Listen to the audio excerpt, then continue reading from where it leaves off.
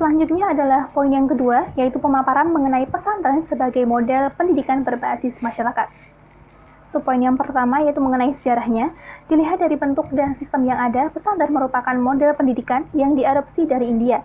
Pada masa awal Islam di Indonesia, pesantren merupakan lembaga pendidikan dan pengajaran Islam yang di dalamnya terjadi interaksi antara kiai sebagai guru dan santri sebagai murid.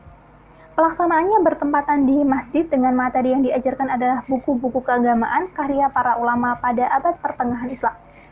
Sebab yang kedua yaitu mengenai macam-macam tipe pesantren dilihat dari sarana fisik yang dimilikinya. Yang pertama, pesantren yang hanya terdiri dari masjid dan rumah kiai. Pesantren seperti ini masih bersifat sederhana sekali untuk tempat pengajian. Yang kedua, tipe yang di dalamnya terdapat pondok atau asrama bagi para santri, selain masjid dan rumah kiai.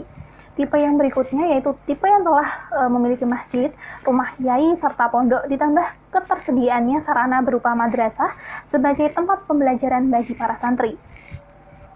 Tipe yang berikutnya yaitu tipe ini juga telah memiliki masjid, rumah kiai, serta pondok ditambah tempat untuk pendidikan keterampilan seperti lahan untuk peternakan dan pertanian.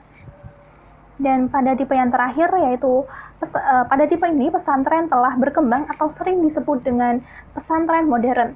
Selain masjid, rumah kiai, pondok, madrasah, terdapat pula perpustakaan, dapur umum, ruang makan, kantor, dan yang lain sebagainya. Berikutnya, poin yang ketiga yaitu bentuk dan model pesantren menurut Zamakhshari Dovir. Yang pertama, pondok pesantren salafi, yakni pondok pesantren yang inti pendidikannya tetap mempertahankan pengajaran klasik. Bentuk dan model yang kedua yaitu pondok pesantren halafi, yakni pondok pesantren yang di dalam pengajarannya telah memasukkan mata pelajaran umum yang telah dikembangkan. Berikutnya yaitu poin yang keempat, potensi yang dimiliki pondok pesantren. Yang pertama, pesantren dapat melakukan pembelajaran full-time selama 24 jam, sehingga aktivitasnya tuntas dan terpadu. Yang kedua, pondok pesantren secara umum mengakar pada masyarakat. Antara pesantren dan masyarakat adalah satu kesatuan, sehingga keterkaitannya adalah hal yang penting. Dan yang ketiga, pondok pesantren dipercaya oleh masyarakat.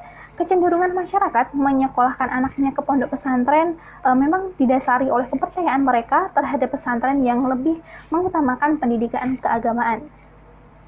Dan poin yang terakhir, yakni karakteristik pondok pesantren sebagai basis utama kultur pesantren. Yang pertama, pesantren sebagai lembaga tradisionalisme. Tradisionalisme dalam konteks pesantren harus dipahami sebagai upaya dalam mencontoh teladan dari para ulama yang masih murni menjalankan ajaran Islam.